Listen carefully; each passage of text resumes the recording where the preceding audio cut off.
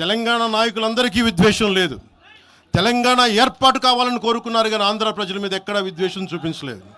నిజంగా తెలంగాణ ప్రజలు కానీ మొత్తం తెలంగాణ నాయకులు కానీ విద్వేషం చూపించి ఉంటే ఈ రోజున ఒక్క ఆంధ్ర ప్రాంత వ్యక్తి కూడా ఇక్కడ తెలంగాణలో ఉండలేడు.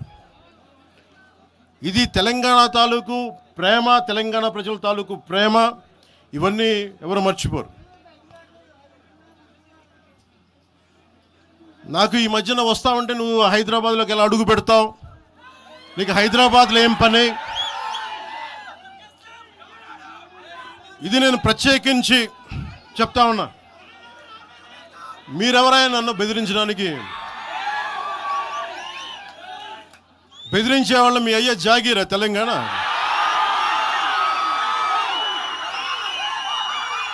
నా మీద దాడులు చేస్తా ఉన్నారు కదా. నాకు తెలంగాణలో బెదిరింపుల కంటే కూడా ఆంధ్రాలో బెదిరింపులు ఎక్కువ. నాకు తెలంగాణలో ఇంకా రానివ్వమంటారు నన్ను, ఆంధ్రాలో అయితే తల తీసేయనంటారు కోనసీమలో కొంతమంది. నేను ఓడిపోయినప్పుడు 2019లో ఓడిపోయినప్పుడు మన తెలంగాణ నాయకులు ఒకరే చెప్పారు, అన్నా మా తెలంగాణలో ఉంటే నీకు పరిస్థితి రానిచ్చేవాళ్ళం కాదని చెప్పి.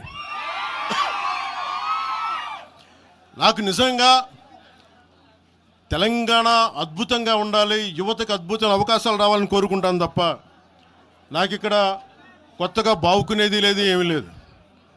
బెదిరించే వాళ్ళందరికీ ఒకటే చెప్తున్నా, నా ఇంటి ముందు ఎందుకు పెట్టారంటే ఎవరన్నా దాడి చేయాలంటే సంతోషంగా దాడి, ఇదే నా ఇంటి అడ్రస్, అది మీకు తెలియదు. నాకు అలాంటి భయాలు లేవు. నాకు బాంఛన్ కాల్మొక్త, బాంఛన్ సారు కాల్మొక్త అనే ఉద్దేశం ఉంటే పార్టీ ఎందుకు పెడతామా? అంత భయపడేవాళ్ళంత పార్టీ పెడతామా?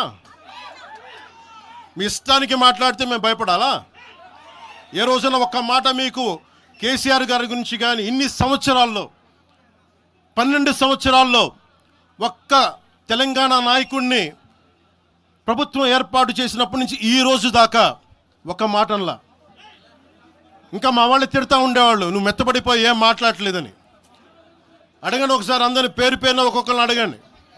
నీకు పౌరుషం చచ్చిపోయిందా? పౌరుషం చావలా, తెలంగాణ మీద ప్రేమ చావలా. అది తప్పుగా అర్థం చేసుకుంటారు. మీరు అర్థం చేసుకుని నేనేం మాట్లాడిన ప్రస్తుతానికి అని చెప్తా. ప్రజలు కోరుకున్నప్పుడు నేను మాట్లాడతా.